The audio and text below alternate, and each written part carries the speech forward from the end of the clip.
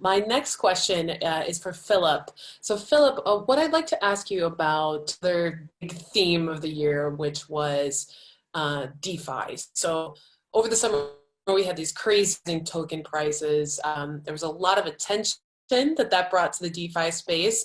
Whether or not that's sort of meaningful in terms of adoption in the long term is up for debate at the moment, I suppose.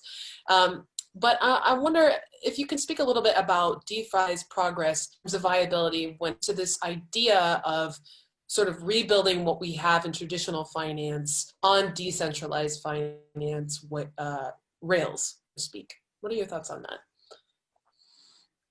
Thank you. So rebuilding traditional finance on DeFi rails is an ongoing process, interestingly led simultaneously bottom up by crypto startups and fintechs, and top down from traditional banks, central banks, depositories, and other legacy financial infrastructure players and non-financial institutions. So if we go back to the fundamental of blockchain, it's really to enable exchange of value without intermediaries. So here we have two things. On one hand, we have digital assets. So we started with crypto, but then grew up to music rights, arts, sport player contracts, and increasingly digital representation of traditional financial products like invoice factoring, real estate, private equity, and corporate debt. On the other hand, we have programmable money like MakerDAO, DAI, USDC, and increasingly now retail stablecoin is being introduced by banks and retailers. More than 80% of central banks are working on central bank digital currencies. Mm-hmm.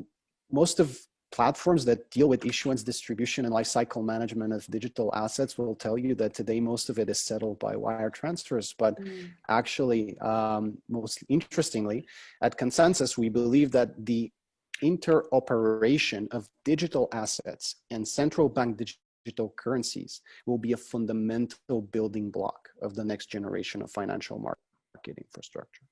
So we are focused on building the settlement infrastructure for central bank digital currencies with the right level of privacy, scalability, payment workflows. We're currently working with 4 central banks using Consensus Quorum Network as basis.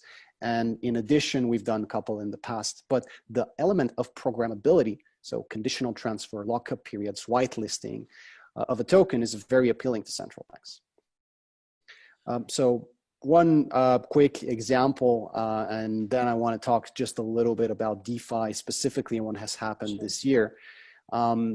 So we worked with the Reserve Bank in Australia to development of a proof of concept of issuance of tokenized central bank digital currencies that can actually be used for syndicated loan funding, settlement, and repayment on Ethereum-based DLT platform. So I think these kind of things are really exciting and bridging the DeFi rail. But on the bottom-up side, there are a lot of and multiple players on the market that are bringing crypto funds, like crypto funds, banks that are bringing traditional finance guys to crypto. Now, what happened this year, and I think that's one of the most exciting thing, is how there has been an increasing discussion is how you bring crypto investors who are looking for various sources of yield, as we discussed, to traditional finance. So this can happen in 2 different ways, and there are different approaches that we've seen, like Centrifuge, for example. They're using invoice factoring of trade finance deals and others to appeal to crypto investors indirectly through, and other way would be indirectly through a stablecoin protocol like MakerDAO that is looking to stay stable against the dollar. So having using collateral in a dollar denominated asset makes a lot of sense for them to keep that back. So very exciting times. If I can add to that, because I think, again, if we just project ourselves to 2030, you will see most central banks around the world have direct relationships with the individual, right? Bypassing the commercial banks, bypassing the retail banks.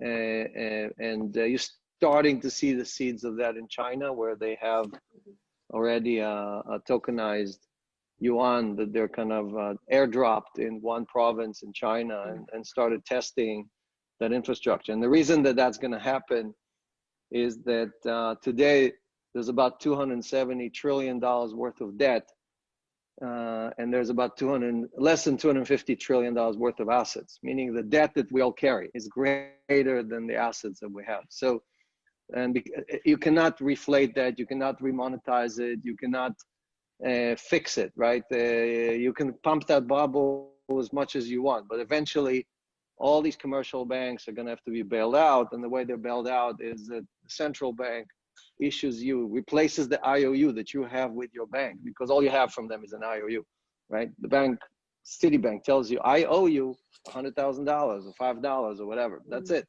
right? Replace that with a deposit in your wallet that is issued by the central bank. So, so just preparing people for this tsunami. That I know it's controversial what I'm saying, but I just don't see any other way of all of us going through any other scenario. So yes, all roads lead to decentralization. All roads lead to the blockchain.